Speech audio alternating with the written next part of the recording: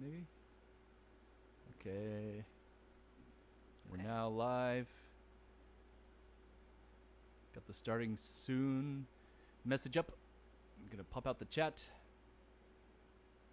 Pop out the chat, motherfucker. I'll just keep it right over here. Scooch this over so we can see.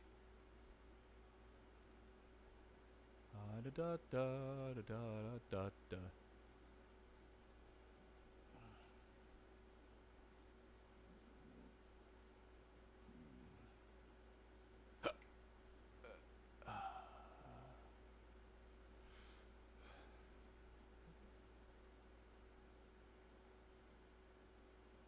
And let me see here.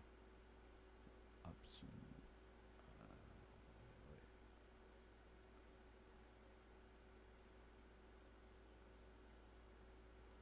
I mean, it takes time to analyze all the encrypted evidence. Sure it does. Who's going to be brave enough to report on it? This girl.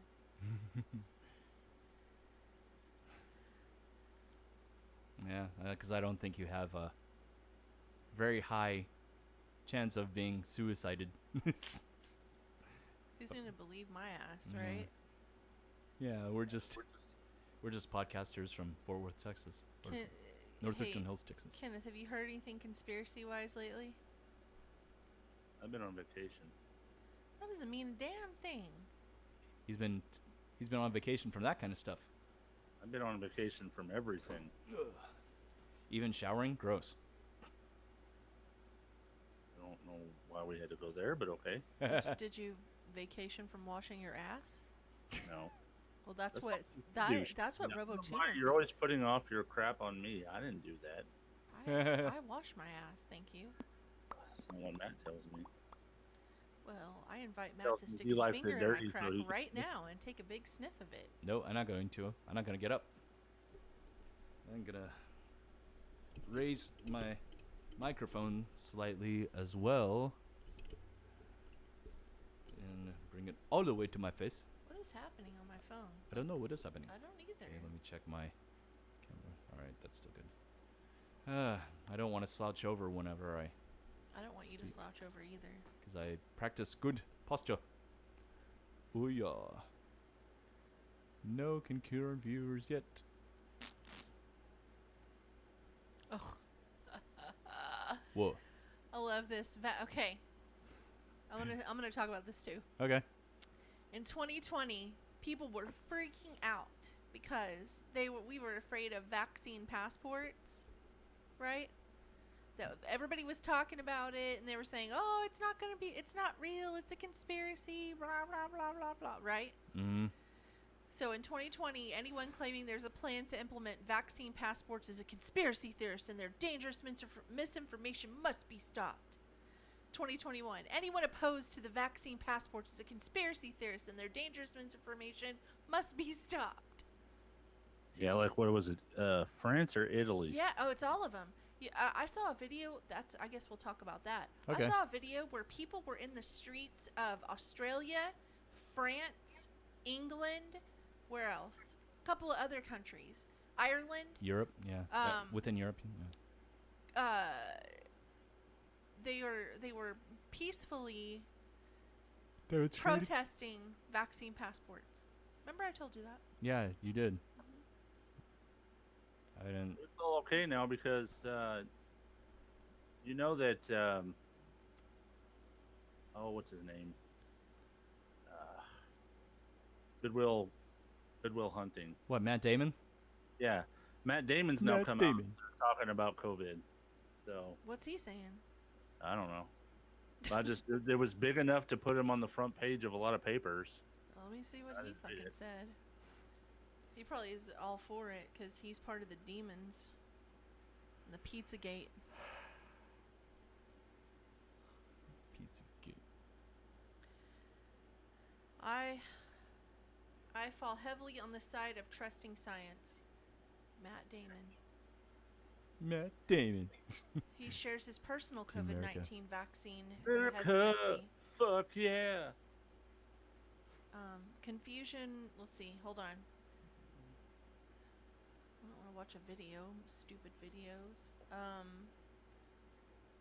While America is a free country and getting COVID-19 vaccine is a personal choice, he trusts science over something you read on Facebook. Yeah, okay. Let's trust science. Science where there's over 100,000 lawsuits right now against one of the vaccines due to adverse effects from getting it. Which one is it? Does it say? Moderna. Moderna. I told you this. And I thought it was Johnson & Johnson. No, wait, that's right. I thought it was Johnson & Johnson. No, it's Moderna. People are having adverse side effects that affect their nervous system.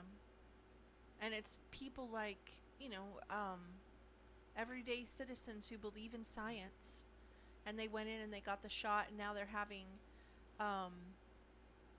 major, what is it called?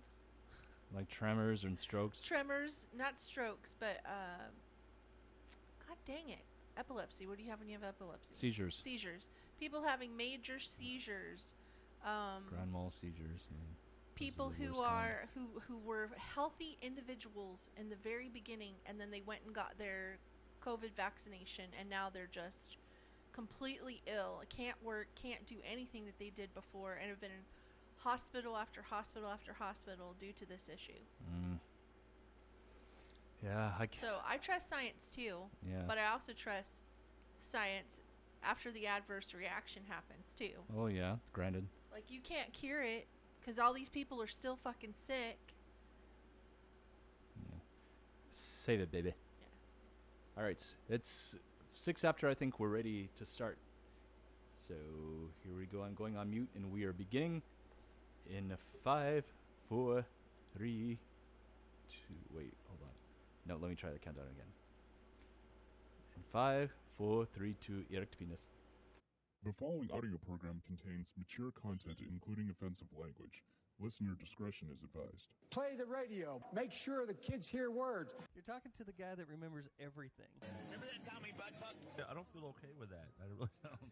Robotutor's a loser. Biden is hiding people and sucking the blood of children. I'm not even saying anything anymore. No, I'm serious. Why? Or maybe it's just I'm hogged up on caffeine. Because y'all get on to me for even saying anything. I'm done. No, I'm done. I didn't. done. You're supposed to fight back. Look. I feel like you have a boner right now. I don't. The land of Fujiwah is a shitocracy. First and foremost, I am not fucking RoboTuner. Robo, fuck you. That would be so tender. Oh my Number God. one. That's the play for a stripper, to just go, oh yeah, I listen to all of them all the time. Why did the stripper turn to Matt So where's Thomas? the stripper from? Thomas, is that you, man? I thought it was genius, RoboTuner. You did a fantastic job. It is. I thought that I just wanted some money so I could buy some pop screen filters. You dress up well, Thomas, man. I didn't know you were into this. You little larper, you. Someone shoot me. I have to live with him. All these podcasts in my feed, but something's wrong. Not a single one I follow, they sing their own theme song. Now I have my own, and I really must say, please offer us advertisement so we can do this for pay. Do this for pay. Back in 2015, just a desktop and 2 mics. We found it hard on social media to get any likes. Then we got new equipment and the world was much more fun. 3 years had gone by, now our studio is done. RoboTuner, master of debacle, sitting at the helm. Sushi keeping Matt in check, true ruler of this realm. Thunder K shocking both their asses into gear. Alex, the intern. Why am I even here? We're glad that you have joined for this occurrence of our show. We can't think of lyrics for this part, so here we go. The song is almost over, starting at last. Broadcasting from the dungeon at Castle Fujiwah, it's RoboTuner's Insignificant Podcast.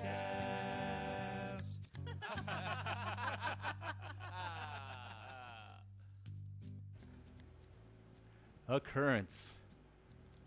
What number are we on? Where the hell are my notes? Oh, 142. Did you say where your nuts? They're in my purse. No, my notes. Oh, Why are we already starting the show off like we are 80?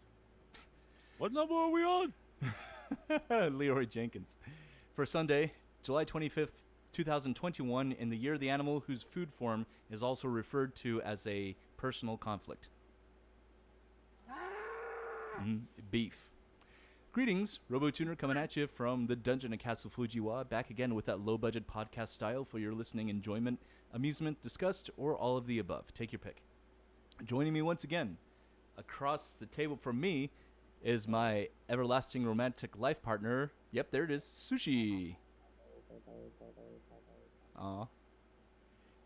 Whose idea was to throw in that extra Joe Biden clip, which I was able to throw in about 30 minutes before we started today.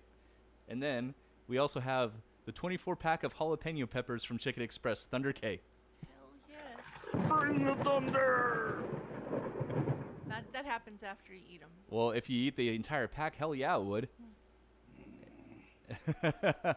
And then absent this week is Alex the intern, which I can't even... Yeah. Aww. Yep, there's his, what would be his spot. He's actually on vacation. He went down to Galveston Island with a couple of his good buddies. So that's... He posts pictures and he's not sending it. He keeps sending me pictures of his dude friends. He sent videos just now, like So 3 different videos. why would you be asking for pictures of his lady friends? That's kind of creepy. No, dude friends. I want pictures of him, not his... Oh, okay. I thought you meant like he's sending too many pictures of his dude friends and not enough ones of his female ones. That's why I said that's kind of creepy. He's not crispy. No, I know he's not crispy. Crunchy, super deep fried. Yeah, triggered him. You know what? We need to play a game. Triggled me? Thunder What is a triggle? Triggered. Listen. It's like triggered and tribble. Listen, we need to play a game. Listen, I'm serious. What game is that? Okay, this is while we're on the podcast. What can we do to trigger RoboTuner? There's a lot of things that you can trigger me. You know this. I know. So I just triggered you. I get 1 point for triggering you. You get 1 point for triggering me? Yeah, okay. I do. Yes. Are you keeping track over that? Yeah. So okay. that game's sounds called like fun. Triggering RoboTuner. Okay. That we're doing all throughout the show. Yes. You are woefully undermatched, Shell. Oh, you're saying she's undermatched compared to you? Okay. All right. Well, come on. Come on with it, Thunder K. I've triggered him 1 time. This should be fun. You guys know most of my triggers already, just as a way of absorption into the things that I repeat a lot. Okay, but until then I hear a little bit of echo. It's not too bad though. Echo. Okay. So I've had quite the busy weekend. It's me, Mario. Hello. I've already made my introduction. All right, there's one for me. Orange peanut. No wonder he said you're outmatched, because he has a whole array of sounds at his disposal where you would just say something. Orange peanut. My fake voice is not an impression of Mario done by Charles Martinet. The only rule, and I have to change it because we have to work it into a conversation. Oh, okay. That would be even more fun. That's the only rule. That's the only rule? Okay. Yeah. You know what I had earlier before I came on the show? What? Penis? I had some pretzels. And boy, did it turn my butt into gas jets. You just triggered yourself. Rick Perry? That's a trigger, by the way. That's your favorite one. That's your favorite bad lip reading of all the presidential campaign videos. Yeah. So, started out Friday night. My band had a gig at Main at Southside in Fort Worth. As I mentioned last week, this one I was pretty hyped about, and because we were opening up for Zach Person, who is an American Idol alumni. He participated in 2016, I think. He's based in Austin, and he just tours as a duo with a drummer. He's a guitarist and singer, and then the other instruments that accompany him are actually just recorded and triggered through a, no pun intended, through a foot pedal that he has that just activates them whenever the particular part of song where they're supposed to start is. So yeah, it's just him and a drummer that were touring. And we got there pretty early to set up. Their stuff was already on stage, so we actually had to set up in front of them. which gave a little less room to move about, but I didn't think that was quite a big deal. But overall, the show went pretty well. It actually was probably our best one to date thus far, listening back. Now, I didn't actually get to meet Zach Person or his drummer that he's touring with, but I did meet his road manager. He introduced himself to us before we got up on stage. All day, Johnny Gay. Okay, mark yourself down for another one there, Kenneth. Actually, Shelly would, but she went inside and she's using the restroom. Anyway. That's cheating.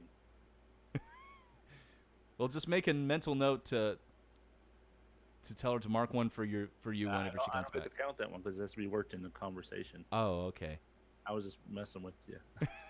Well, it worked.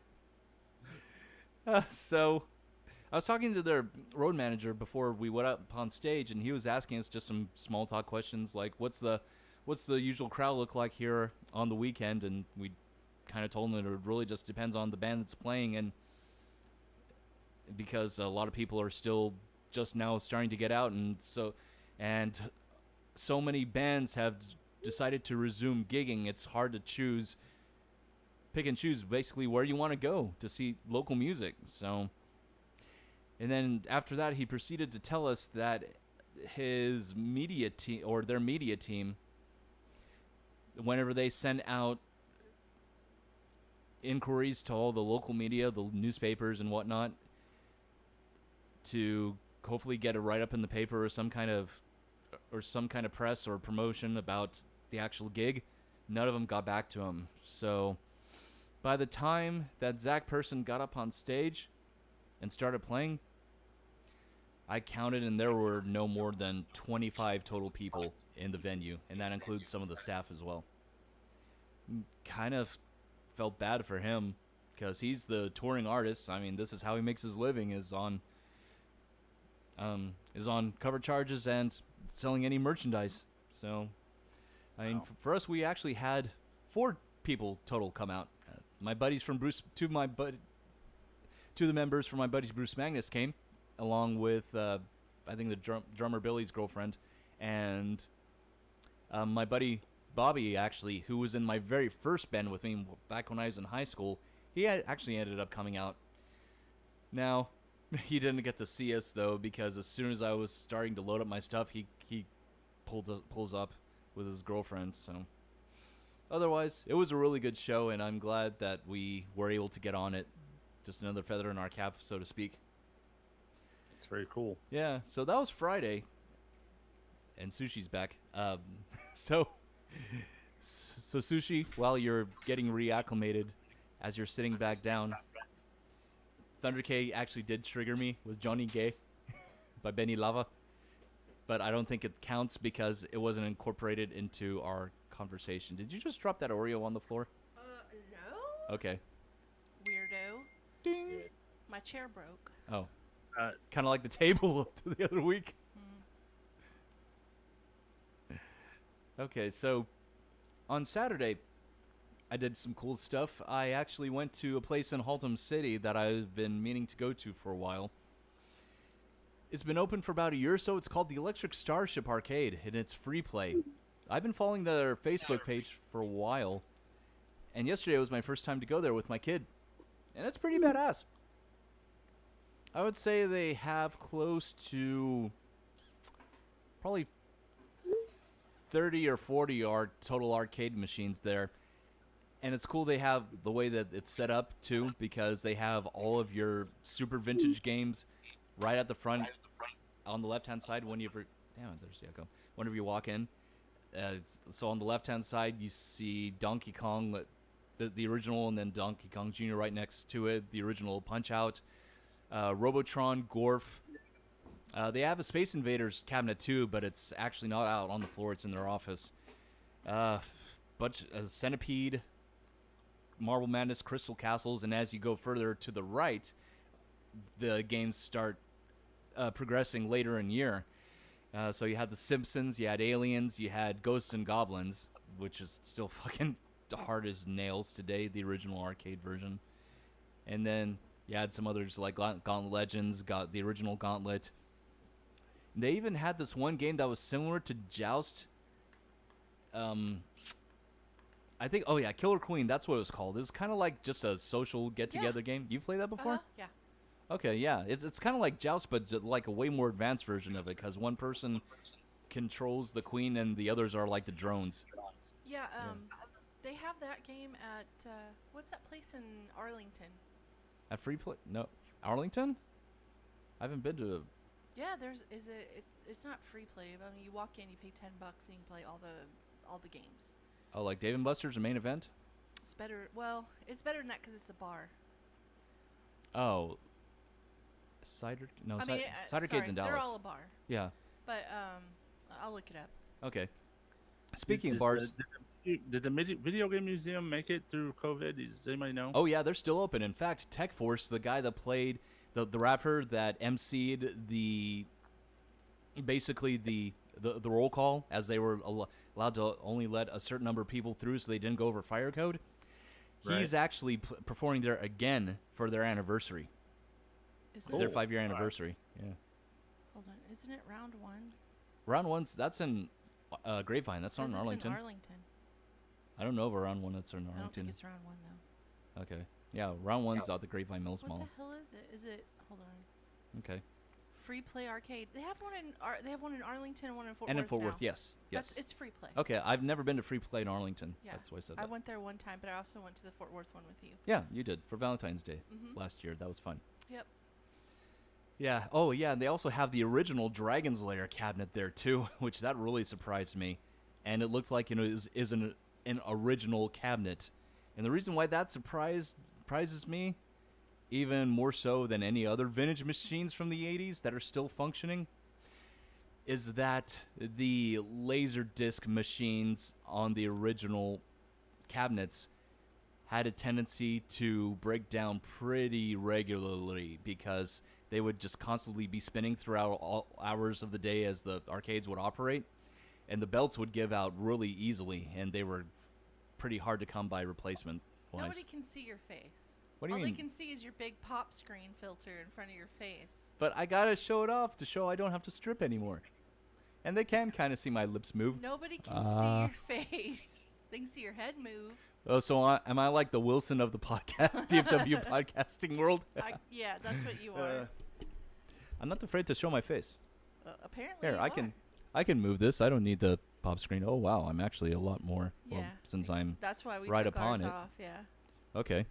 Let me adjust my game some. Yeah. Okay. It's gonna mess with me the rest of the time, I think. No, I don't know. Anyway, yeah, that's what I was going to say about Electric Starship Arcade, is that they also have a bar there, and from 8 to midnight they serve alcohol. Ooh. Yeah, and if you're a minor, you have to. Yeah, if you're a minor, you have to get out after 8:00 p.m. Yeah. Well, they sometimes have bands there too, and musicians. I think it's like cover bands though. Drunk Pong. Drunk Pong. That's Drunk Pong. Oh, speaking of Pong, they didn't have one of these.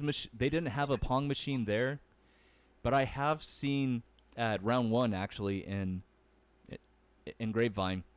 They have the newest rendition that Atari's done of Pong. It's actually electromechanical. Have you ever seen one of those Thunder K? I don't think so. Yeah, they introduced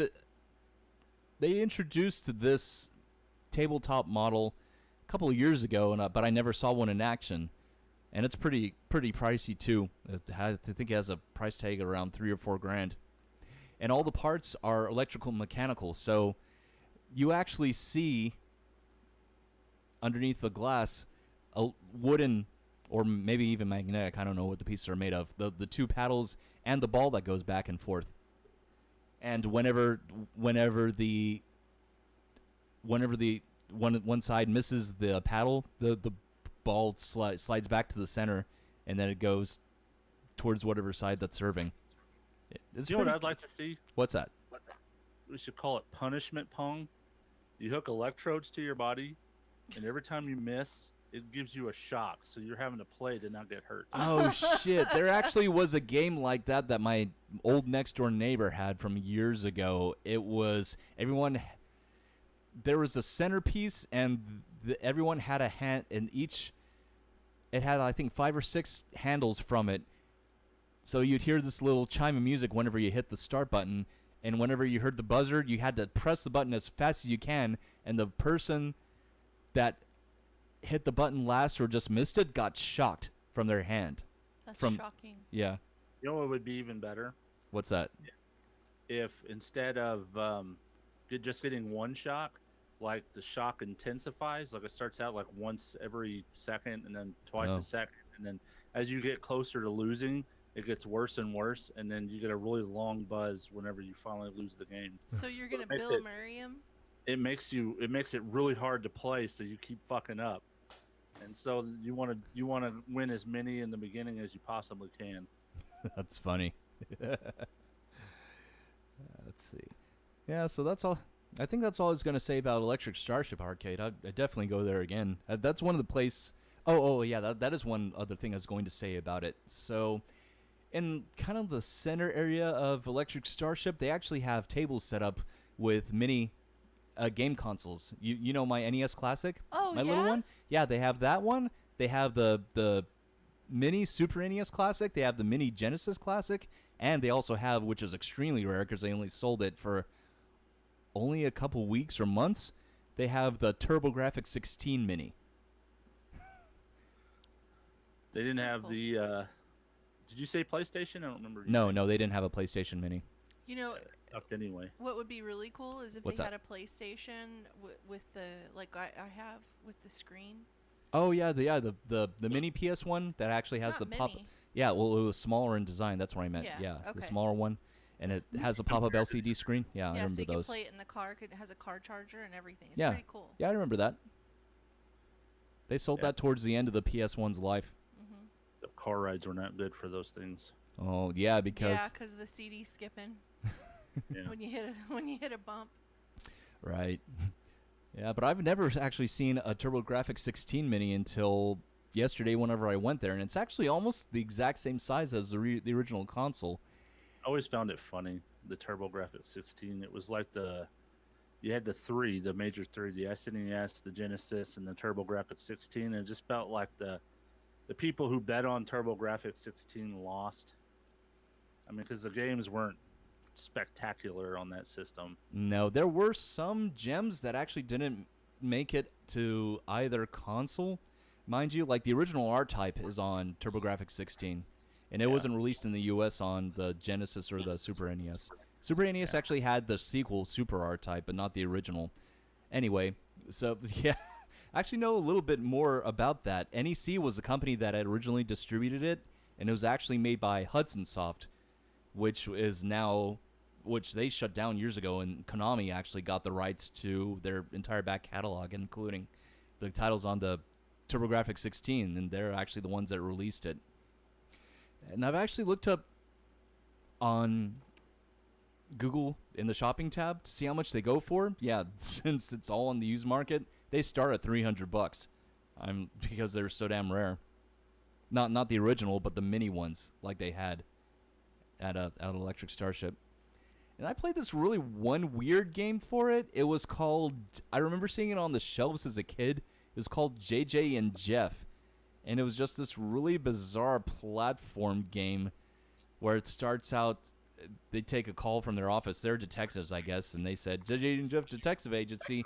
Oh, you mean, what do you mean an extremely rich man has been kidnapped? We're on the case. And then it just shows, you pick one of the two characters, and you just really awkwardly walk through these side-scrolling levels where the only moves you have is a front kick and a jump. And I think they likely just palette swapped the characters from two Japanese people that likely worked at Hudson Soft and changed them with generic American-looking two dudes. So their heads are like all giant inflated, like SD style.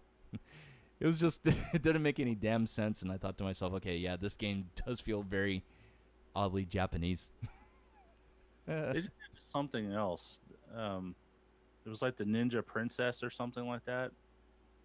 And when it released in the United States, they didn't think the Ninja Princess would go over very well, so they instituted a male, and it ended up being a sequel to another popular game, and I can't remember what it was called. On the TurboGrafx? No, it was just in arcade in general. Oh, okay. On Nintendo or Genesis or something. I have to look that up. Okay. The And story behind it was actually pretty interesting. I could remember it. I'm green. yeah, I was going to say I don't know if you can see it on your end, but your video image is green and it seems to be frozen. If you're moving, I have no way of telling. I just see pixels moving. Weird. So after we left, okay, now you're gone. After we left Electric Starship Arcade, okay, now I can kind of see you. I can see you blinking. This is funny. Should make this your new damn Facebook picture or something. He looks like he's wearing like a space outfit or even an underwater outfit. Actually, you know what he looks like? It looks like he's behind a solid blue wall and he just punched a hole through it. Yeah, he punched his head through it. Hey guys, I'm here. Yeah, try moving swaying left to right. See if that clears any of the pixels. Thunder K. It did. Look at that. Now he's back. He's back in blue, but he's back. It looked like his brain was protruding from his head for a second. That's funny as shit, man. So, as I was saying, another thing that I did on Friday and Saturday is that the premiere of the highly anticipated ending saga to Masters of the Universe had premiered on Netflix. Masters of the Universe Revelations. I don't suppose you watched any of this. Did you, Thunder K? No, I have not. I'm Okay. waiting for Alex to be back in town. It's one of those things. Okay. I don't know how deeply invested you were in the original series. I wasn't allowed to watch it. Oh, that's right, because it dealt with, magic so bad. It was because he had the power. You're not allowed to watch that. Well. Then I watched it anyway. I just had to wait till I go to Dad's house. Yeah. That show was my favorite until I was about 9 whenever Ninja Turtles came out, and then they quickly replaced Masters of the Universe. I still have a lot of my toys, too. So I will say this about the show. Just as I'm not going to spoil anything, because a lot happens in a very limited number of episodes. So this actually continues where the official original Filmation series left off. I think, which they only made 2 actual seasons, and they just had them on repeat forever, maybe 3. So it's the same characters, a little bit of a different design, and the animation's incredible. In fact, I think it's the same animation studio that did the Castlevania series, because it looks really similar. But you have I'll have to check it out. I'm an absolute big fan of He-Man. No, yeah. And I'll just give some of the cast too, the voice cast.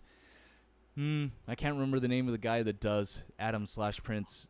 I'm sorry. Yeah, Prince Adam/He-Man. But you have Sarah Michelle Gellar doing Teela. You have Mark Hamill as the voice of Skeletor. You have Jason Mewes, the voice of Skunkor. Then Lena Headey from Game of Thrones as Evil Lyn. Oh. Yeah. Oh, and Stephen Root from Office Space Mutant. You know, that's my Steve. And from News Radio and King of the Hill. He does the voice of Cringer. Cool. Yeah. And I can't remember who voiced Orko off the top of my head. Oh, yeah, and then another Irish actor also from Game of Thrones played Duncan, Man-at-Arms. And I think those are all the major voices that I recognize. I mean, oh, yeah, and Justin Long played Roboto. Yeah, he has a small part in that. Anyway, I felt like it was done pretty well writing-wise. Also considering that Kevin Smith also was a showrunner and directed it, and most stuff that he does is great anyway. And he was a big fan of the toys in the series, just like many of the cast members were. So I'll just leave it at that. I think it's not going to take you too long to get through it, Thunder K. I think you can finish the entire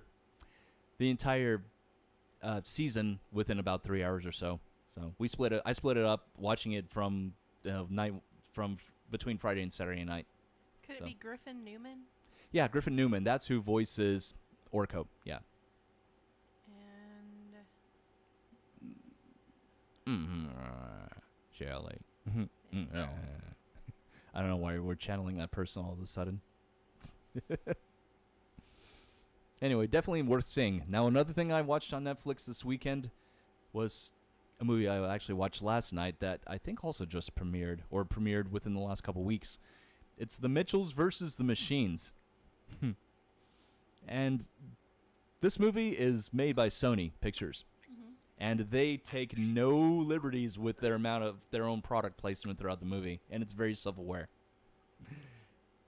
Silverware? Self-aware, not silverware. Yeah, very self-aware.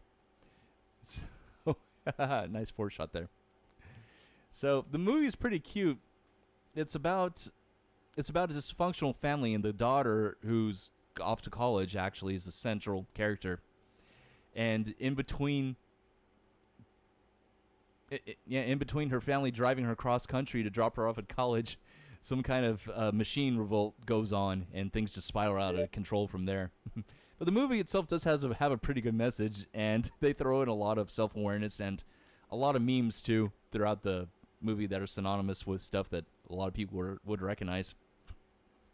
And to me, I just thought the movie in a way is a giant advertisement for the PlayStation 5, because if you look closely at the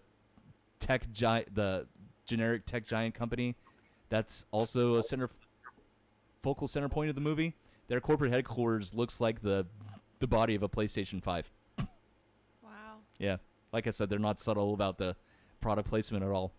Gotcha. Even though most of the world still can't get their hands on one. On the retail market, that is. Maybe next year. Oh well. So that's really what I had going on this week and the last weekend. So Thunder K, what you up to other than 3D printing, as you've shown in the video feed? Well, I wanted to talk about that this week because Okay. I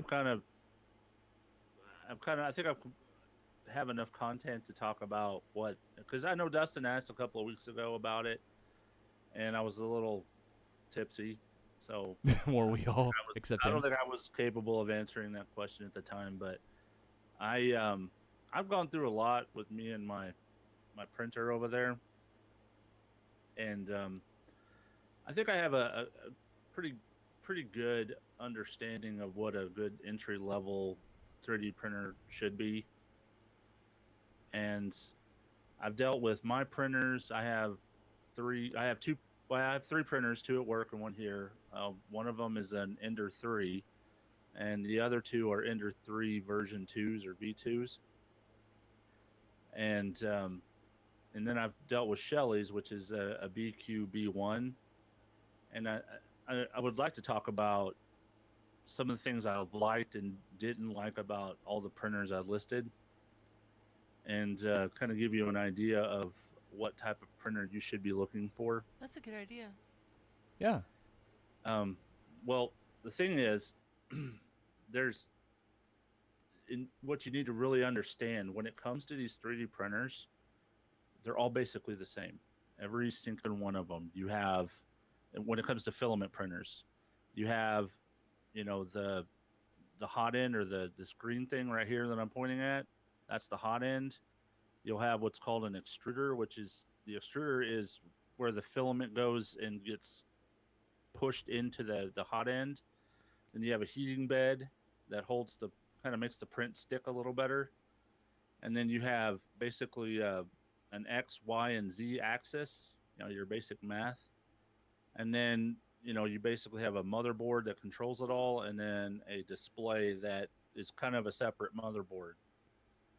And they all, for the most part at the entry level, run off of an operating system called Marlin. Yep. And with the 3 printers I have and the printer that Sushi has, they're all running off of Marlin. And Marlin for the methinks? Just kidding, that's an inside joke. Look, you triggered him and you didn't even try. Yeah. No, I get it. I get mine. So what I found, just kind of, I'm going to switch over to my printer cam there. Your remote view. Is that all these parts that I mentioned, the extruder, the head, they're all the same across all platforms. Now they may have different pieces to it. Like some of the things I like about Sushi's printer is that it has a built-in LED in the head. I do like the way that it kind of doesn't look. It looks like it was professionally built. However, some of the things I don't like about Sushi's is that her printer is going to be kind of hard to upgrade. And for instance, when it comes to mine, all the wires just come out of the back, and I can put wires into it. Hers, and I also kind of like this feature. Hers has the plugs that just plug into the back of her printers, and then they plug into the all the different mechanics on the gantry. Mine doesn't have any of that. Mine just spaghetti wires everywhere. I don't like that about mine, but I like that about hers. But it's also going to be a problem with hers and upgrading. For instance, her hot end, and I wish I had a picture of it, is basically a USB-C cable that plugs into the top, which kind of limits her as to upgrades in the future. She has to go to her printer manufacturer to get them. But since my printer is kind of open source, like all the other printers out there, I could mix and match different printer parts to make mine.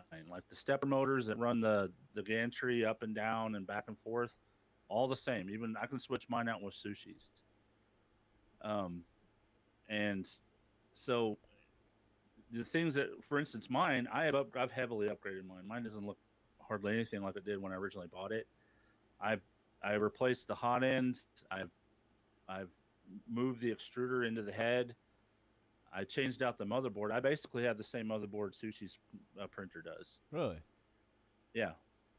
And I was able to interchange all these parts relatively cheaply. Like I just bought some. I bought the Z-axis upgrade on there for like $20.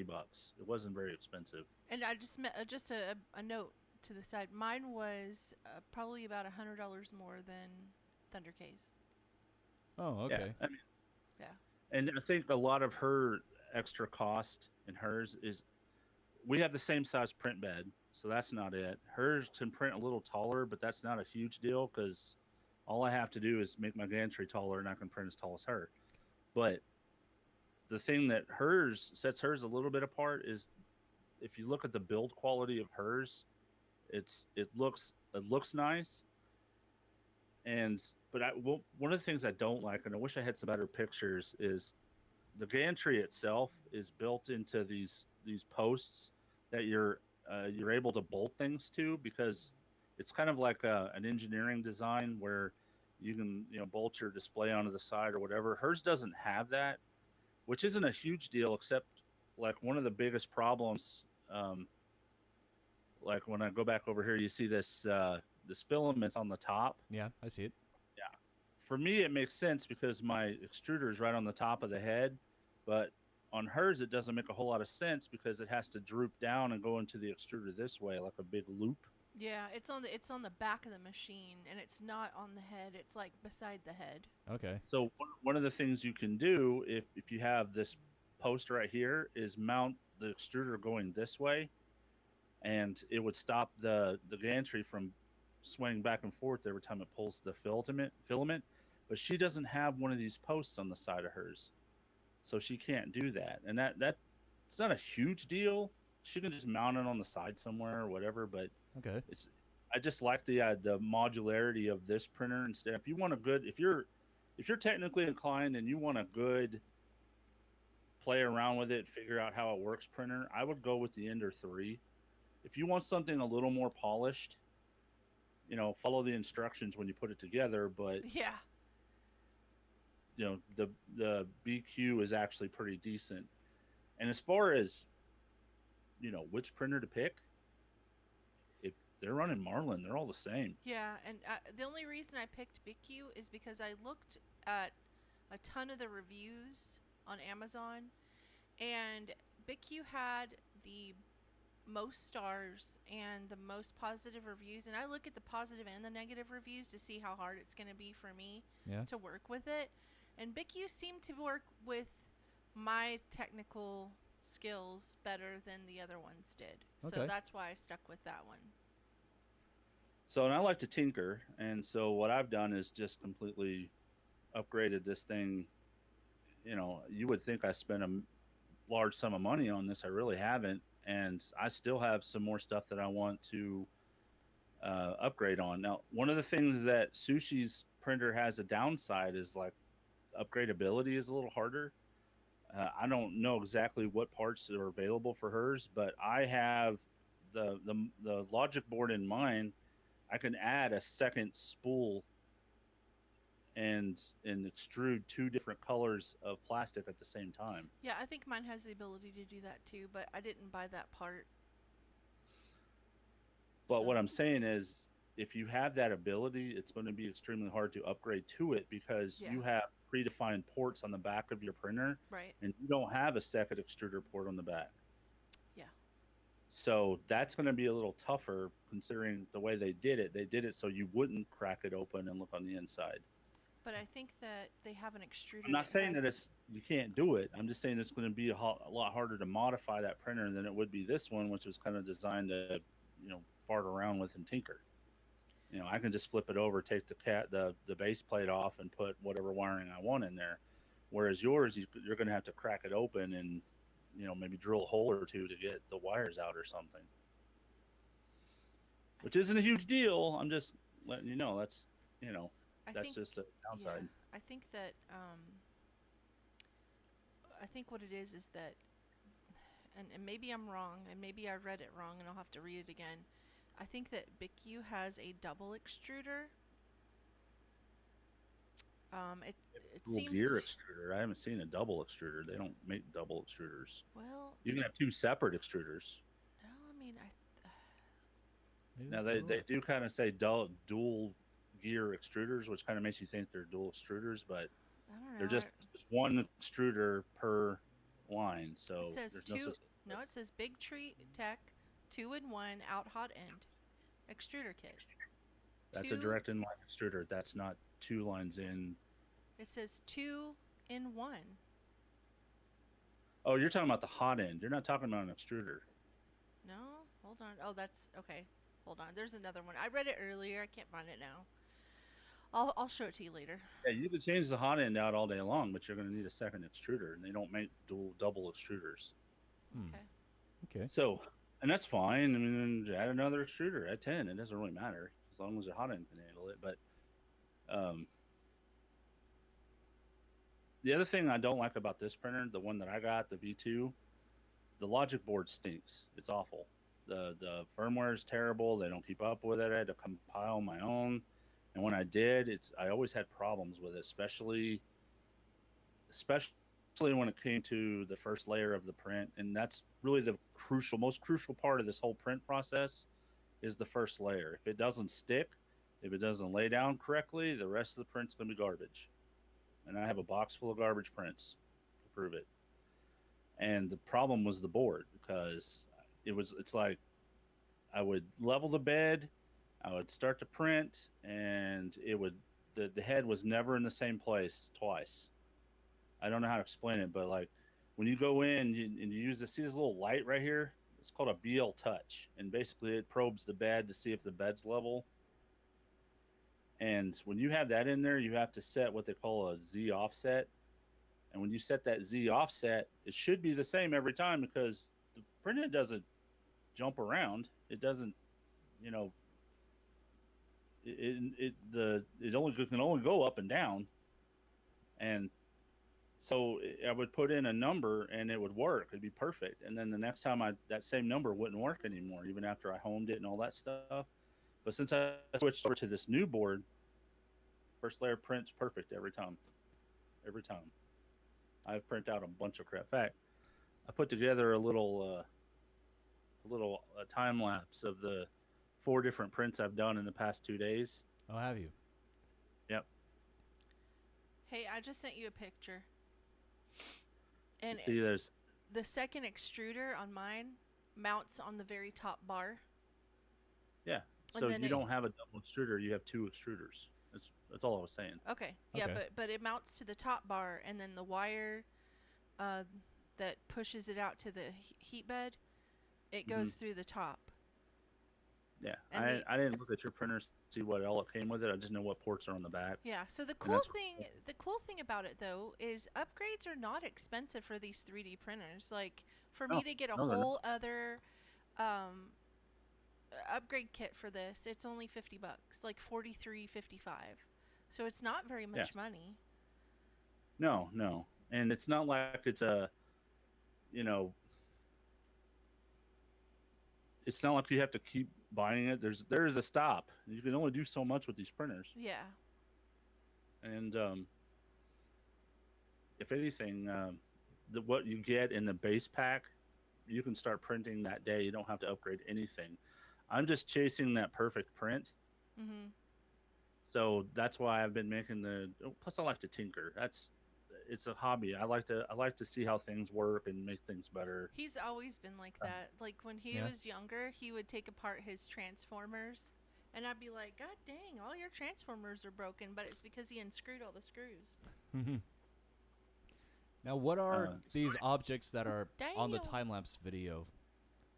Yeah, so the top left corner is actually a bracket for the printer itself. It holds the display, and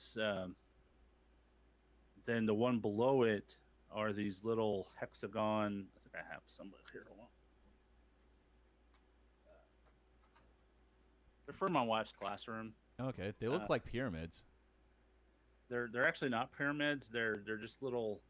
I forget what she calls them.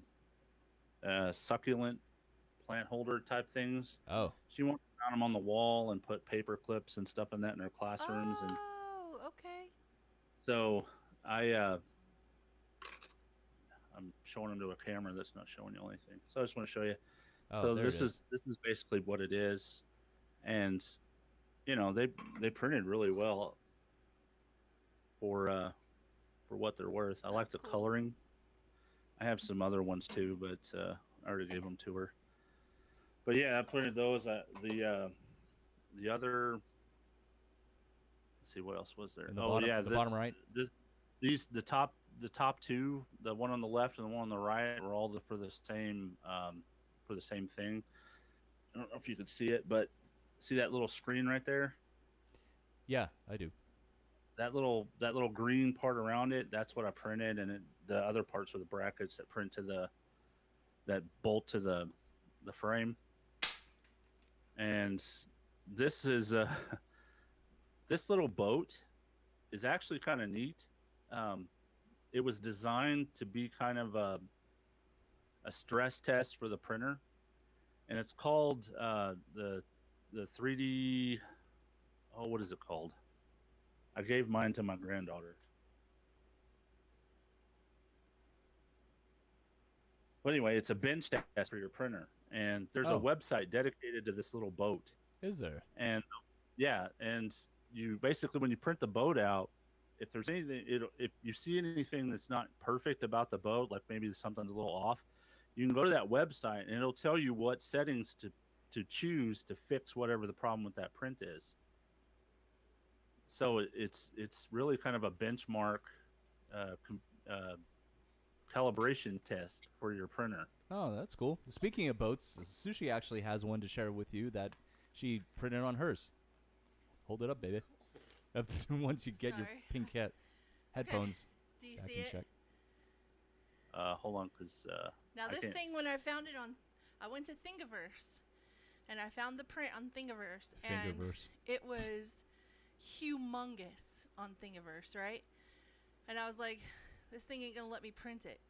Every time I tried to slice it, it wouldn't let me slice it. So I had to lower it down to the so it would fit on the bed. Hold on. There it is. Yeah, there. Let me see it, Shell. I can't see it through. Oh, you see it here? Oh, it's a battleship. Yeah. Yeah. You sank my battleship. So anyway, I did that. Look at all the details on the top. Yeah. Like, it really went into huge detail. Like, huge. Guns on the back, guns on the front. It's pretty awesome. Yeah, That it is. pretty awesome. So it did have a little bit of a fudge up right here on the end. You can see like nothing's ever perfect. I have a near perfect AT-AT that I printed out. I showed. Ooh. Yeah, you showed us a couple weeks ago.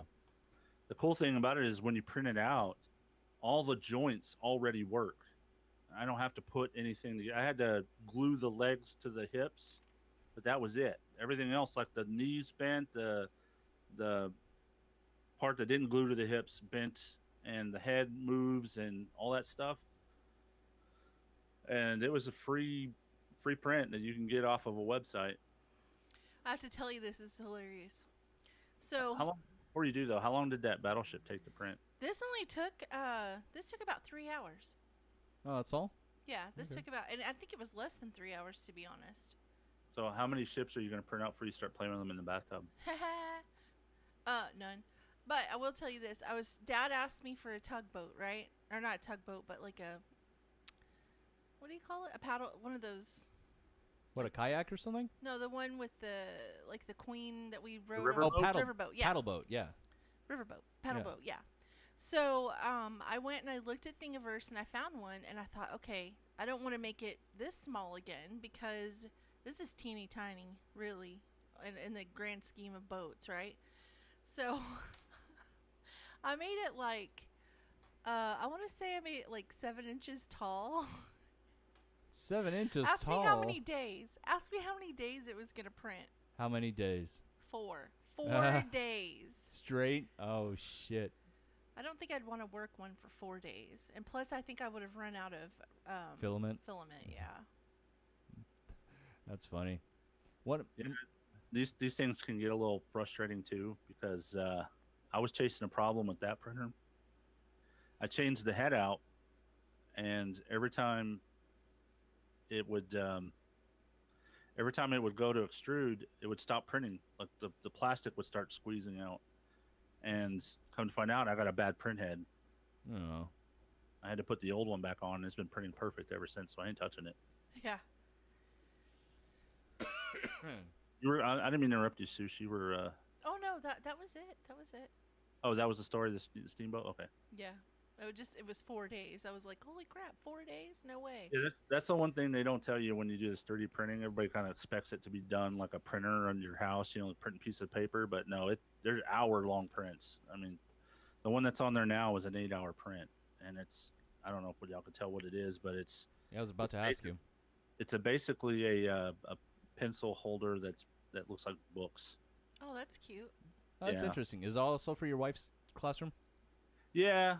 It gives me stuff to play with on my printer, but I don't know if you could tell, but I put it up now, and you can see the books, and it's basically hollow on the inside. Yeah, I see the hole. It gives me more experience printing stuff, so yeah. I don't want to just print out a bunch of toys, and I want to start doing art projects with it. Yeah, why not? My friend Adam, who is one half of the Old Guys in the Garage, who does the weekly video game stream, he has a 3D printer as well. And the one time I was on their show about a year ago, he was printing off I think 10-inch tall figurine of Ahsoka Tano. Oh. Yeah. And most of her body was done, and it was actually printing off the lightsaber part of it. I don't know. He actually said it was his second or third attempt on doing it. I don't know if it ever finished. I'll tell you, that's another thing with 3D printers that he really hasn't touched base on. It's the loss.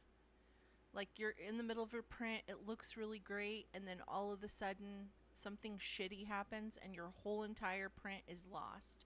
That's also including the supplies that you're using. Yeah. Yeah, So- that's the thing they really don't tell you either. The worst problem with these 3D printers is bed adhesion, and so you really need to read the box of the filament you buy, because it's all different, especially silk stuff like Shelly did with that boat and regular filament.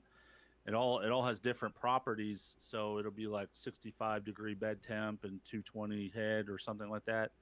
Shelly knows all about giving head. So What the hell? Anyway, so did that count as a trigger, or was that just a jab? that was a jab. Okay. So or was it a job? I triggered myself. That's not a trigger. That's just Matt one of gets a your point. Stupid jokes. Anyway. It's you two that are in competition. I'm just the subject. All right, go on. One of the first things I would do is buy this PEI bed cover. It's magnetic. It's way better than glass. It's way better than. I've heard a lot of people say glass is the way to go. My V2 came with glass. It was perfect for about 15, 20 prints, and then you couldn't get nothing to stick to it without a glue stick. And I got the mine came with the metal. Well, it's but PEI just like mine. Yeah. And so I would get PEI and keep it clean, keep it super clean, degrease it.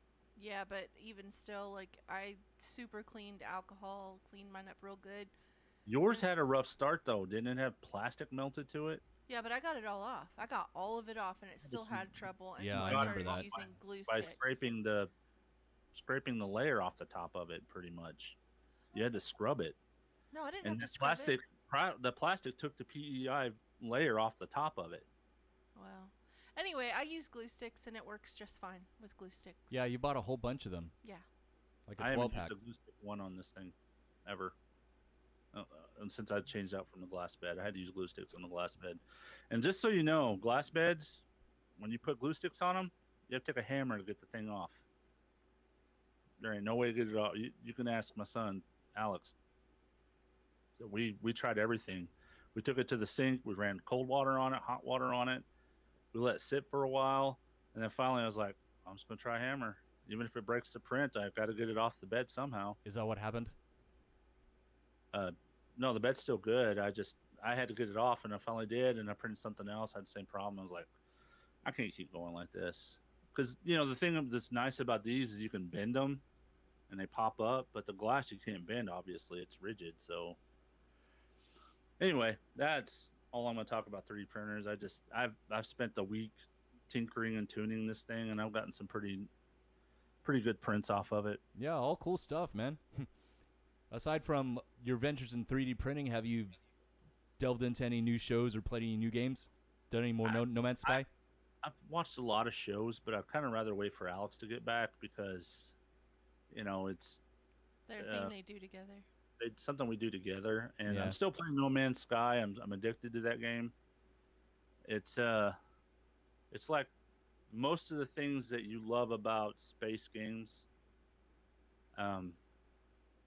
In one game, going from planet to planet, crashing economies, making lots of money, building bases, exploring. You could spend every day for the rest of your life exploring, and I doubt you'll hit every planet. And everything's different on every planet. It's not just the same biome everywhere. There's lava planets. There's just rocky planets. There's lush planets. There's acid planets. It's just hazardous acid everywhere, and poison venomous planets. Just all different types, and every one of them has creatures that are completely different from each other. And then you have sentinels that attack you because you're harvesting on one of their planets, and then you have pirates that attack you, and you can own a frigate and a capital ship and send them off on missions, and they'll come back with rare items for you or something.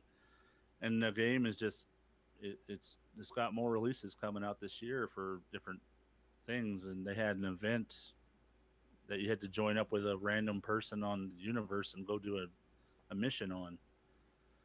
The only downside is I just don't think that game is very fun multiplayer, because me and Alex both play the same game, and there's just no way to keep up with the storyline playing multiplayer.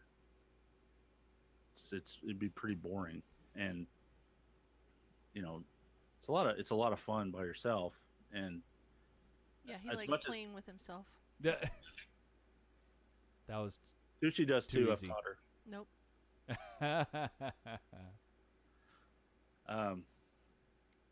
So if you haven't tried it out, No Man's Sky, it's kind of decently priced. I think it would play well on just about any computer. You may have to turn the settings way down. If you have a VR headset, it's actually pretty fun to play in VR as well. It is multiplayer. Building bases together could be fun. I haven't done it yet because I'm still not quite there. Haven't unlocked all the pieces and parts. Other than that, I went back and I started playing Shining Force for Sega Genesis. Oh, the original? The original on my iPad. That's the only other game I've been playing. But I beat that game a long time ago, and I wanted to play Shining Force 2, but I don't remember the storyline, so I wanted to play through it again and get the storyline. Yeah, I don't think the two are interconnected. I actually played Shining Force 2 a lot more than I did 1. The only thing I hate about Shining Force 2 is that the battles take so fucking long. Well, Shining Force 1's no picnic, and it's very arduous. I forgot all the buttons you had to press to get stuff. If you wanted to use an item, you have to click on item, and you have to click on use, and you have to click on the person, and you have to click on the item. And to buy stuff, there's not a group inventory. You have to put stuff in everybody's individual inventory. I forgot about that.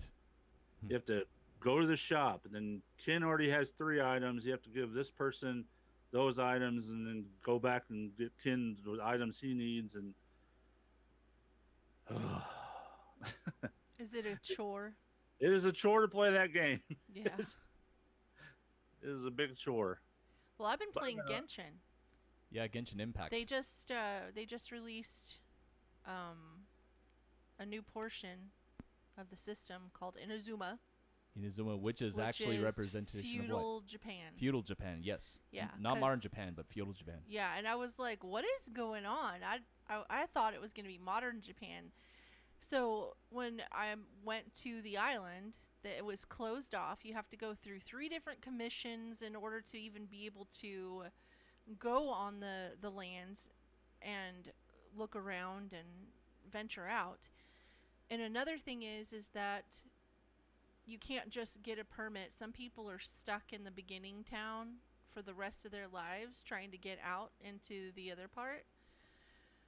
And luckily, the storyline pushes it so that you can go and look around the different cities and places and do the different quests. Yeah. Total quest-based game, just FYI. There's no reason to do anything but quests in this game. There's no reason to do any butt quests? Gross. Butt quests? Wow. It's kind of, the multiplayer in that kind of reminds me a lot of No Man's Sky. It's kind of, you really can't do a whole lot of No. They've really closed it off. You can play with each other, but there's not much for the person that, you can get in someone's game and play with them, but the person that gets in is really just there to help because they don't get any prizes normally. Oh, or any experience? They get some experience if they're on the same level. If they're not, then they're there just to help. So if their world level is the same, they're good. Okay. So Shelly, or Sushi, I think that I think the Steam Deck would be perfect for you. Oh yeah? Why do you think that? Because of Genshin? Genshin, and you can just lay on your ass anywhere you want to and play. Oh yeah, you're talking about their new portable instance, aren't the one you? that the Switch style Steam Deck. Yes, that was just announced. What, a week or 2 ago? Yeah. Yeah. That thing is awesome. There was a dude, I can't remember his name. I think his name's Prime something. On YouTube, he did he basically built a Steam Deck type computer with comparable specifications just so people could see what it's like. And I gotta say, I mean, if it's anything like he's talking about, he was playing Genshin Impact on it. It reminds me of the oh god dang it, I can't think of words today. I've lost my words. What's that thing you guys have? One that Ainsley and Markham shares and Kenneth has The too. Nintendo Switch. Nintendo, yeah. Oh, the Switch? Yeah, it reminds me of the Switch. That's why I said it's a Switch-like device. So Yeah. you could walk up and put it on your TV and play Genshin Impact on your TV. And then if you don't want to do that, you can go to your bed and just take your little Steam Deck into the bed and play Genshin Impact in bed. Just like we do with the Switches, you know. Yeah. Yeah. The only thing I don't like about the Switch is the damn button configuration. That gets me all the fucking time every time I play it. I don't like the holding the console in my hand because it's just too wide and it doesn't feel good. But if I get the Pro controller and I, prop the screen up and play with the Pro controller, it's a hell of a lot better. Hell of a lot better. The only thing I have to say about the Genshin thing is that was it Genshin? No, it wasn't Genshin. You know that game we were playing where we were building Space Engineers? No, it was we were in the middle of a forest. Valheim? Yeah, Valheim. Valheim would be really bad to play on this because you would constantly have to download the files. So once you played on this, then when you go to your big computer and try to play it on there, you'd have to download the files from that. Yeah. Yeah, that would be bad unless you, I don't know, figure out a way around it. Unless, I don't know how the Steam Deck's going to work exactly. I don't know if the games will be local or if they'll have AirPlay type capability in them. Because it only came out a couple of weeks ago. I don't really know much about it. But if it's both, if it's local and then you can play games off of your computer anywhere in the house with just streaming across your computer. Ooh, that would be okay. That would be pretty awesome. Then you can just stream it to your TV or whatever. Yeah, that would be a cool feature. Yeah, they already kind of have that with the Steam boxes that they had for a while. I don't know how good they were, but we have them. We have the Steam box. We have the Steam Link. Yeah. Oh, the Steam Link. Yeah. But I wouldn't mind, that because you could do all kinds of emulation with it too. There's all kinds of emulators, and you can just that could be your main console. There's even a I don't know if this is even legal. If it's not, it probably isn't legal. But you can even play your Switch games on it through an emulator. So. Yeah, all very interesting stuff. I think so. I think the Stream Deck's gonna I keep calling it Stream Deck because we have a Stream Deck. Yeah, Stream Deck is what I'm using to switch back and forth between everybody, like this. Yeah. So the Steam Deck I think is going to be a pretty, because there's really no entry level PCs that are in the market right now. Like they're all pretty expensive if you want a gaming PC, right? Oh yeah. If this comes in at Switch-like prices, this could be a game changer for the people who do PC. I mean, this could be pretty damaging to the consoles. Yeah, but it makes me wonder if they even have streaming capability for like doing YouTube or Twitch streams. On the Steam Deck, I'm sure it does. Yeah. I'm sure it even has browser. You can install Windows on it. Yeah, I know that somebody claimed that there isn't a game that Steam Deck can't handle. They haven't found a game they can't handle. So I think so many people are trying to break it to see what it takes to break it. Yeah. Because that's what they always do in the beginning. Oh yeah, to see what they're capable of. Yeah. Yeah. I mean, people are always going to want to switch to a bigger screen or something like that because you can't just stare at that little screen all the time. I have a hard time with the Switch because the screen's so small. Yeah, that's why I've never been much for portable systems. I never really have been. I'd rather play on a full. I could plug that thing into a monitor and play it all day long. One thing that the Steam Deck does is it limits the frames per second so that it can extend the battery life. Oh, okay. If you're playing via battery. Yeah, and 30 frames per second is the very minimum any game that Steam handles can play. Okay. So it will bottom out at 30 frames per second. Yeah. That's one thing that does make a difference in some games because we actually have the 2016 Doom for both Switch and for my Xbox One. I would much rather play it on the Xbox One because it runs a full 60 FPS and then probably 4K. I think it's 4K optional, but I don't have any 4K display devices. Well, the Switch won't run 4K is my point. Oh, okay. But the Switch version of Doom only runs 30 FPS, and man, it just, after playing Doom in 60 FPS, it's just not the same. It's not as fun. It's not as crisp. Yeah. Another thing I just read about the Steam Deck is that it lets you swap out the SSD. Oh, really? Mm-hmm. It's just a Windows box with. Yeah. I know the hardware that's in it. It's basically an AMD Ryzen, with some really fast RAM in it. Yeah. That's all it is. I mean, they already have. I don't know if you've seen them, but the PCBs, they've got Raspberry Pi like boards that are made out of AMD. They're really, really tiny, and they're just going to get smaller. And things that just boggle my mind. I don't know if y'all have heard of the M1 chip that came out from Apple. Yeah, I remember seeing that announced at the Apple conference, I think last year. My Mac Mini has that M1 chip in it.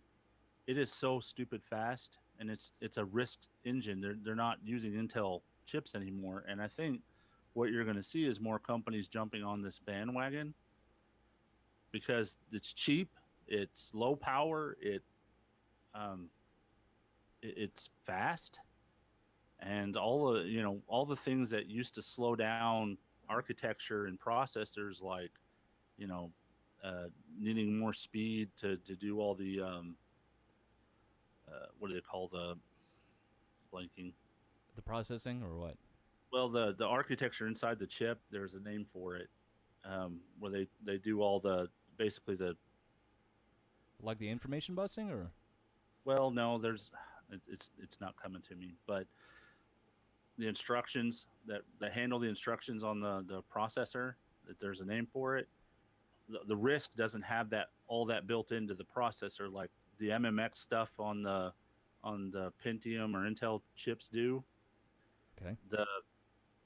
The RISC processors have all that architecture, the instruction sets built into software. That's like an SSD or something like that. And those SSDs have gotten so fast that the instruction set doesn't necessarily need to be in the processor anymore to make the steps faster. They can just build it right into code, and the code can interpolate the instructions into the processor. Did you say interpolate? I heard interpolate too. Interpolate? What the hell is that? I want to look this up. I gotta look something up. Oh, it's a word. It really is a word. Hold on. Y'all are shocked? Yep. She is. It says insert something of different nature into something else. So is that like a penis and a vagina? When you're having sex, are you interpolating? Look, you associate's degrees have got to get it through your head. So when you're having sex, you're interpolating? We were interpolating. I took my A+ certification back in 2008. I don't remember all the shit about processing that I had to study. Yep. That's a new word for sex. I just did it, everyone. All right. Interpolation. That should be your new song. Interpolation? Mm-hmm. He's thinking. Look at that. No, I'm just thinking about how I could incorporate Thunder it. Because I already have a song about sexual innuendo. It's a new word that y'all didn't know. I'm sorry. I will try to dumb it down from now on. Yeah. No, and I haven't been triggered by much either. That was awesome. No, I'm glad I learned a new word today. I'm glad you did too. Y'all were just ready to make fun of me. No, I was like, did you say the sad part was for a minute there, I was like, that is a word, right? Is that a word? My brain was going, I know it's a word. I've used it all the time. God, this is what happens. He comes back and says, and then I have to go to my boss, Chuck, and go, I'm sorry, I'm an idiot. I used a word that didn't exist. Wow, you went like super emotional on that. I just wanted to know what the hell you said. You wanted to make fun of me because you didn't think it was a real word. No, I'd never heard that word before. I looked it up immediately. Okay. All right. I'm excited. That's just how my brain works. I'm excited too. Awesome. All right. So with that being said, are we ready for some sushi news? Oh yeah. Who's waiting for the music? Live from the castle at Fujiwah, In the dungeon. Yes. Sushi news. Your source for news. That is not news. But who knows? It might be news. Who knows? I don't know either. Fucking go. John Wood and his wife were completely baffled when they looked up from their anniversary dinner to see a party of naturists waving at them from the nude cruise. I don't know what's funnier thus far. Just the fact that the last name is Wood and they probably saw some running by them too. Well, I mean, that had some wood. Exactly. Well, I don't know if they. I don't know. I would be in a nudist concerned colony, about do you that think too. People walk around with hard-ons. And I'm sure they do. Whatever. It's only natural. I don't know about that. A couple have revealed how they got the shock of their lives when their romantic anniversary meal was gate crashed by a boatload of nudists. John Wood and his wife had been enjoying a meal at the River X Cafe on the X Estuary in Devon, when they looked out the window to see several naked passengers waving at them from another ship. The couple was absolutely baffled to discover that the passing cruise was actually the Torbay Suns Club annual nude cruise, where naturists set off from Exmouth Dock with nothing but their personal luggage, whatever that means.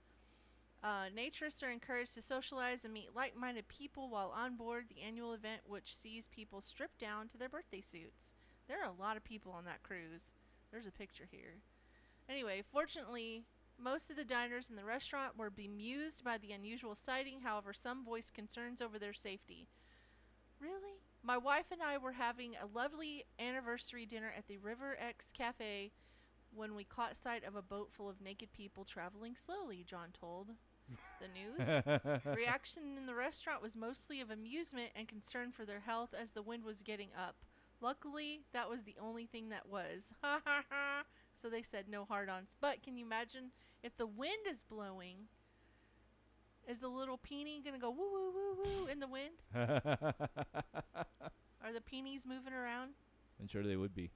What peonies have you been dealing with? What you peonies blow in the wind? Well, I mean, if they're not covered up. Covered up and they're just chilling. I'm sorry, but I don't think my peony would blow in the wind. What will it turtle? No. He's like, if it's hanging down to my knees, I don't think the wind's gonna blow my peony He's like, around. my penis went in my body. I don't know what happened. Yeah. I think you're confusing my penis with your chin hairs. Ew, okay, man. That's all right. It's all right. I got him earlier. How'd you get me? Did you forget already? That's what happens when you get old.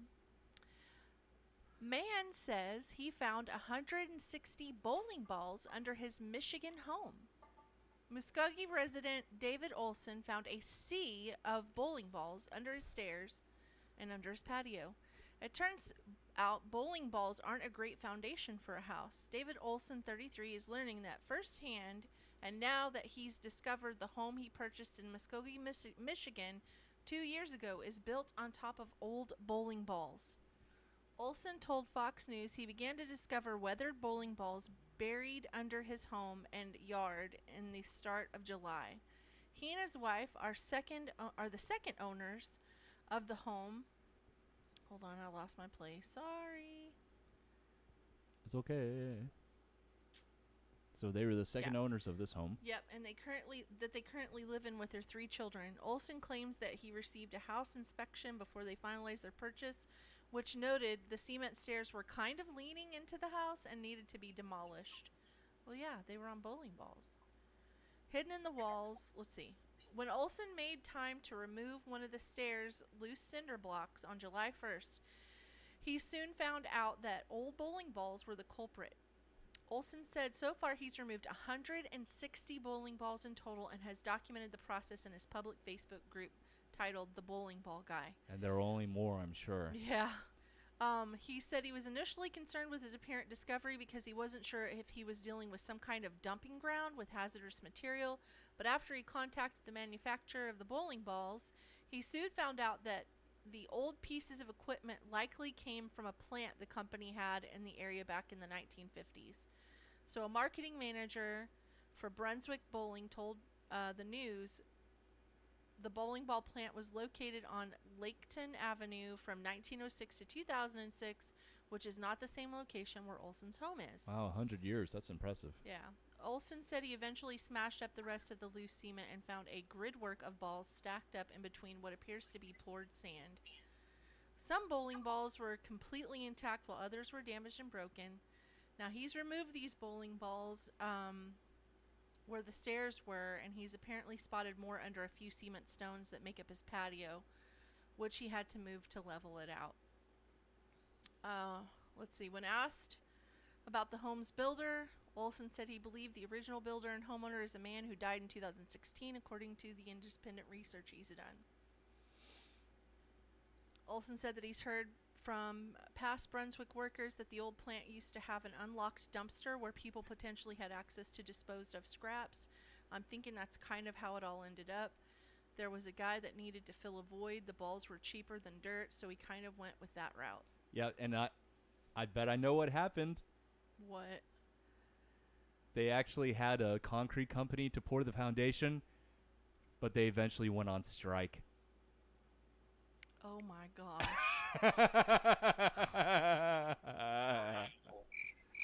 Jeez. Too easy.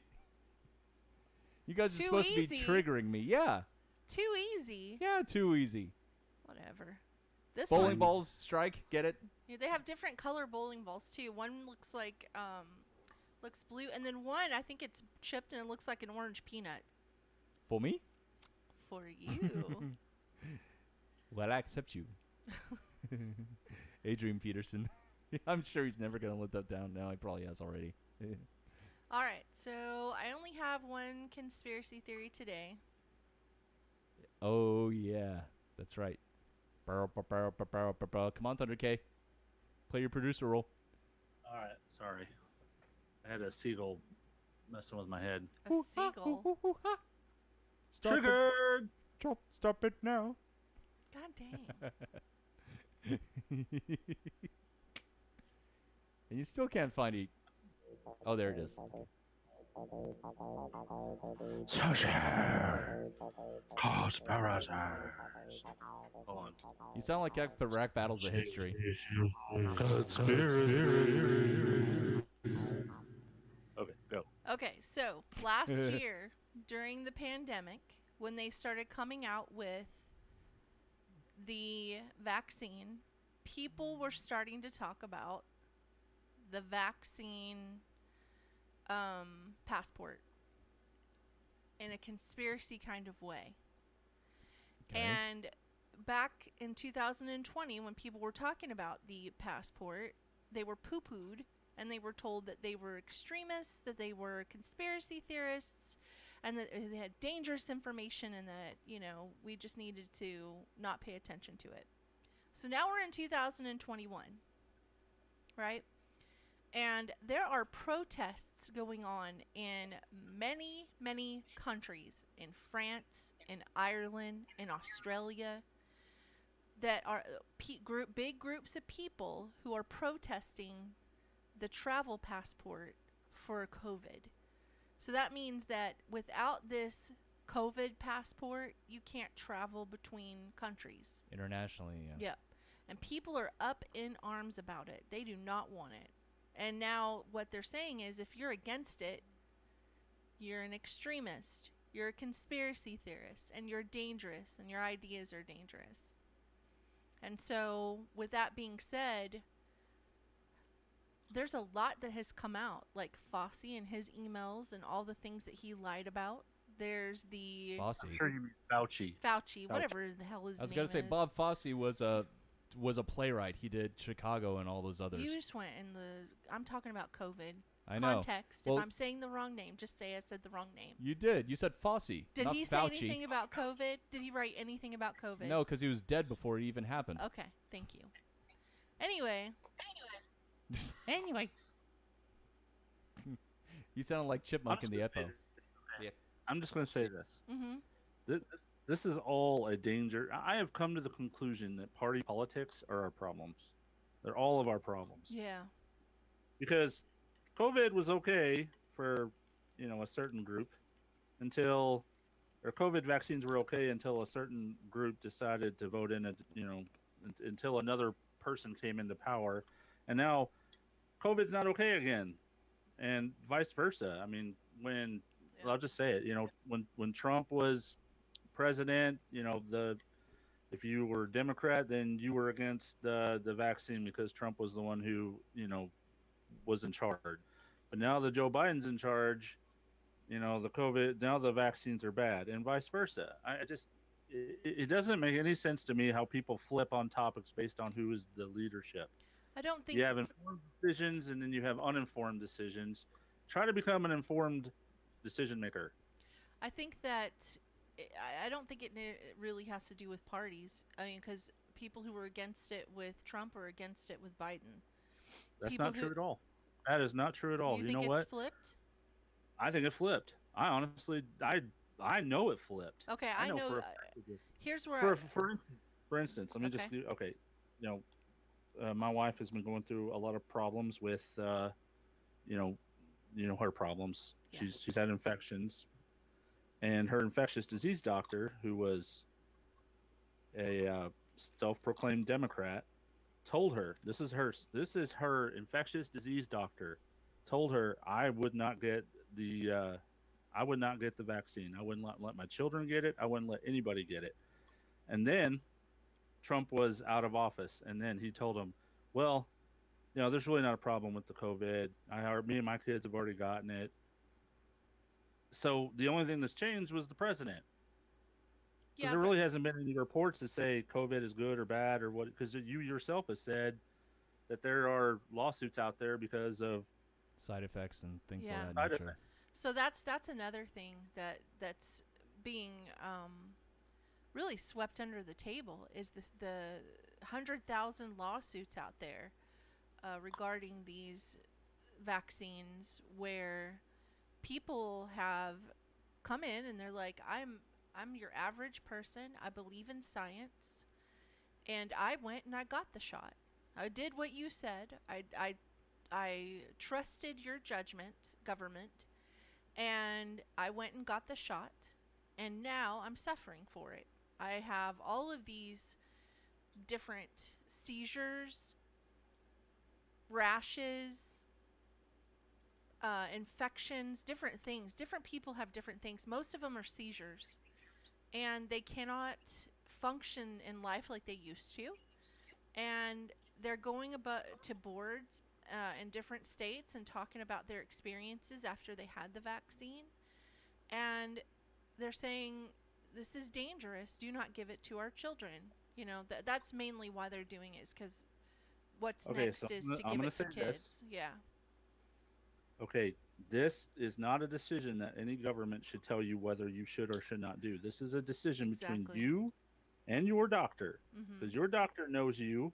The government doesn't give a rat's patoot about you unless you're not paying taxes, and then they're all over you. So I would not, whether it's Trump or Biden or whoever's in power or not in power, I would talk to your doctor who knows you and decide with him whether or not you should get or her. Or her. Sorry, I didn't mean to. That's okay. It's generalized, yeah. You should talk to them about what is the best course of action for you, because there, believe it or not, are people out there who should not get the COVID-19 vaccination due to medical problems. And I'm sure those same people who are suing are probably one of those people who shouldn't have gotten it because of medical problems. Right. I have I've had the shingles, and I've had other things and that go along with that. Like, well, everybody's had, not everybody, but a lot of people have had chicken pox and things. Yeah. But I had the shingles when I was really young, and I tend to have issues in regards to that. And so it concerns me that these are all part of the nervous system that it's attacking, this issue that these people are talking about. They're saying their nervous system is being attacked. So to me, I don't think that the COVID shot is right for me. Number one, I hardly leave the house. Like I don't go out and shop for groceries, and we very rarely go out to eat. We'll bring food in, but we don't go out for food. Yeah, not very often. Not very often. And I've been to 2 of your shows in the last how long? Well, we started gigging in June. Yeah. So yeah, in the last 2 months. And I use hand sanitizer. I constantly wash my hands. Anyway, long story short, I think I'm okay because I don't get out very much and I don't go around people that would be subjected to COVID. Most of the people that surround me have had the shot. My mom, my dad, you, my brother, my sister-in-law. Mm-hmm. You know, even your kid has had it. Yeah, she has. Yeah. So anyway, I just don't think it's the right thing for me, but I'm not saying that it shouldn't happen. We have a family member right now who is really sick with COVID that should have gotten the shot but didn't, and I feel like what Thunder K just said, it started to ring true in my head. But then I thought, why didn't she or he get the shot when Trump was in office? Because it wasn't available. Yeah, that's true. It didn't become available until January. But she phase was 1A. an emergency. Oh yeah, she was an emergency worker because like that's what that's considered. Oh, or essential worker. Essential yeah. worker, whatever. Yeah. So now that I guess when it switched, that person decided not to get the shot, and now they're deathly ill. Well, I mean let's take our leaders and for instance, Kamala Harris, or Kamala, or however we pronounce her name. She said when Trump was in office that there was no way she was going to get a COVID-19 shot. Yeah. And then Joe Biden got in office and she got the COVID-19 shot. Mm-hmm. Now the Republicans are saying you shouldn't get the COVID-19 shot. What has changed? Nothing. Nothing has changed. It's the same medicine. It's just different leadership.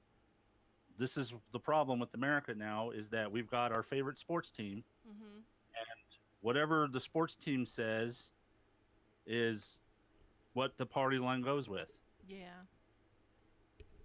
I guess I can see what you're saying there. I wish that facts were judged, science was taken into account, and decisions were made based off of facts and science. So now going along the lines of getting the message out there that people should get the vaccine. Yeah. So apparently Matt Damon shared his personal COVID-19 vaccine hesitancy. And he said that while America is a free country, getting a COVID-19 vaccine is a personal choice. He personally trusts science over something you read on Facebook. So here's my issue with celebrities coming out and stating their opinion on things. It's fine, you can state your opinion. But as a celebrity, you're out there more than Joe Schmo is, right? And you're putting your personal opinion out there. And if people respect you, then they're going to follow suit most of the time. So instead of allowing people to have their personal opinion on what they should and should not do with their bodies, you're swaying their thought processes. I don't like that. Yeah. Like, if you want to fight to do whatever you want to do with your body, you shouldn't have to worry about being convinced otherwise. Yeah. I mean, do you want me But to you knock make on your own choices. Yeah. Right. Like, do you want me to knock on your door and say, hey, what religion do you practice? Oh, you shouldn't do that. This is why. That's not okay. No, it's not. Right. Again, talk to your doctor. Don't listen to us. We don't know anything about COVID but I want to say that, if your doctor thinks that you should get it for whatever reason, then you should probably get it. If he doesn't think you should, then don't. And don't let any government body dictate whether you can and can't do something based off of you have this shot, because there's some people who can't get it, who just flat can't get it. And what are they supposed to do? Just not travel ever again? That ain't right. No, it's not. One more thing I want to, for conspiracies, we're going to get off the topic of COVID. Okay. So, Good. John McAfee John McAfee, who suddenly died in prison before he was supposed to be shipped Extradited. over to the United States, Yep. had a website with a countdown on it. The countdown expired, I think it was on Thursday. I might be wrong. Thursday or Friday.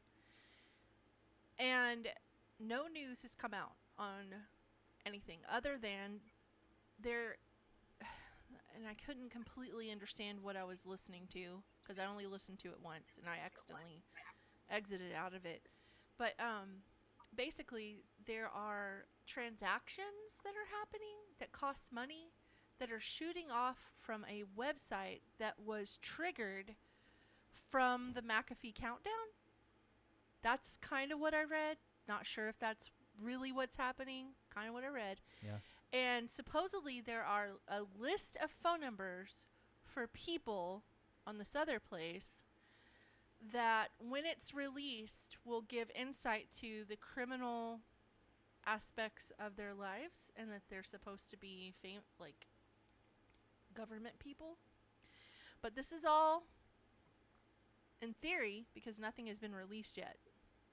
And that's what we're waiting on. And I'm kind of wondering if with the, and we talked about this too, one of the things that had happened this week, which was right before the countdown ended, there was a major internet outage where lots of companies went down. Even your company went down and you didn't even know it.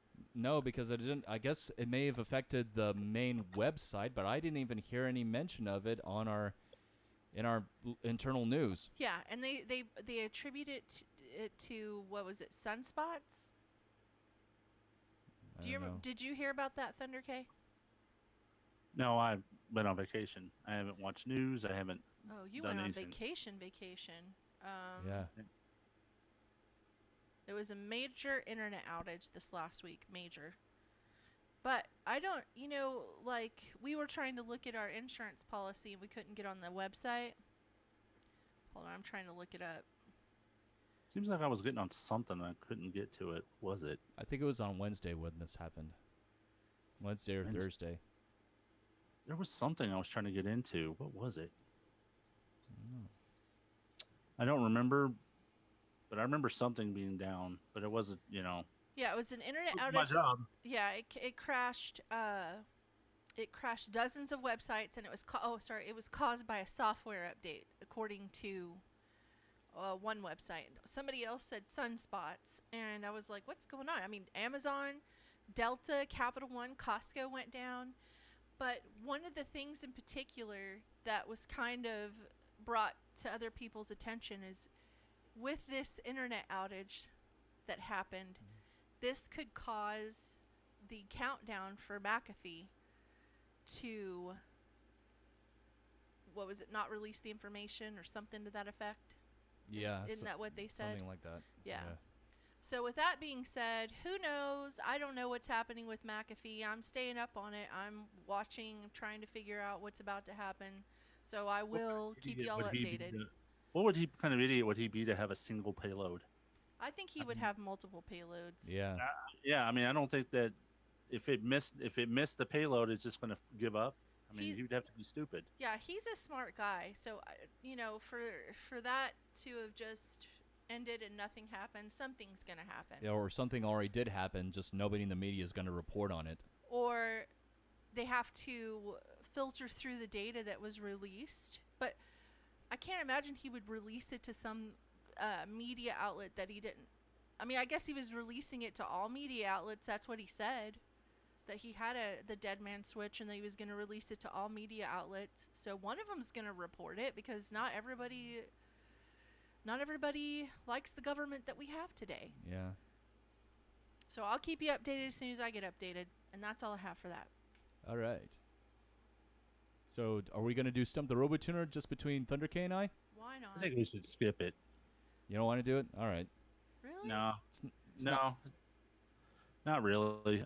Alex isn't here, and it's just only just the two of us. I don't think it'd be as fun. Okay. Okay. Well, we can forego it for this week. I kind of feel the same way because it's to me it's a better competition whenever it's three people against each other rather than one-on-one. Yep. And there's no emails. Okay. And I gotta go. Bye, Okay. guys.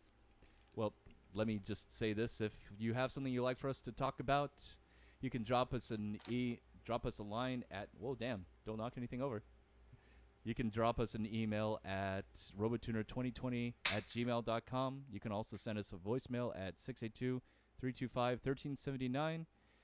Follow us on Facebook and on Instagram at The Robotuner. And we are live on YouTube most Sundays most of the time starting at 7 p.m. Central Time. All right, until then, I guess we're out of here. We'll be back with Alex next week. See you guys then. Red pants. And we're off.